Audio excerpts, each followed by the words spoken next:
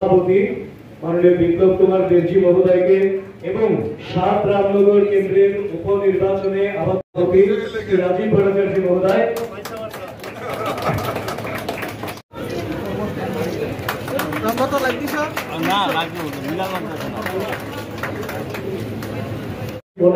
আমাদের অলরেডি আমাদের সভাপতি অলরেডি বলেছেন যে আমাদের 4টে জাত গরিব এবং কৃষক, মহিলা এবং যুবক, এই 4 জাতের যখন তাদের উন্নয়ন হবে, তাদের আর্থিক এবং মান উন্নয়ন হবে, আর্থসামাজিক উন্নয়ন হবে, দেশ অর্থনীতি সামনের দিকে যাবে, ইনফ্রাস্ট্রাকচার ডেভেলপমেন্ট হবে, আমাদের ডিজিটাল ইন্ডিয়ার যেটা প্রধানমন্ত্রীর যে স্বপ্ন সেটা সার্থক হবে।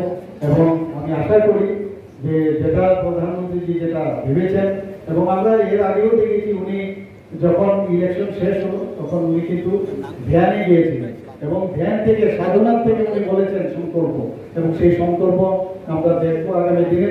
এবং সমস্ত জায়গায় আমরা আশা করি মানুষ যারা জনতা জনার্দন আমরা জানি প্রধানমন্ত্রীর উপর আস্থা আছে, গ্যারান্টির কথা বলেন, আমি নিশ্চিত এই গ্যারান্টি উনি সেই গ্যারান্টির কাজ করেন।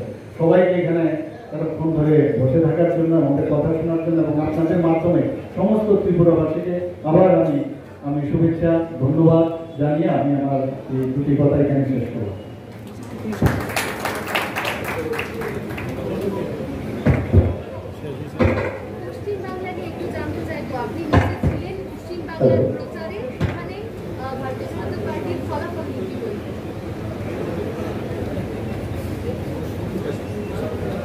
পশ্চিমবাংলায় তো 12টা সিট পেয়েছি আমরা। পশ্চিমবাংলার অবস্থা আপনারা সবাই জানেন, কিন্তু আমরা মানে ইলেকশন আমরা লড়েছি, ভালোভাবে লড়েছি, রেজাল্ট জন্য আমরা ভাবি না, আমরা টার্গেট ছিল তার থেকে তবুও আমরা অনেক ভালো রেজাল্ট। ধন্যবাদ।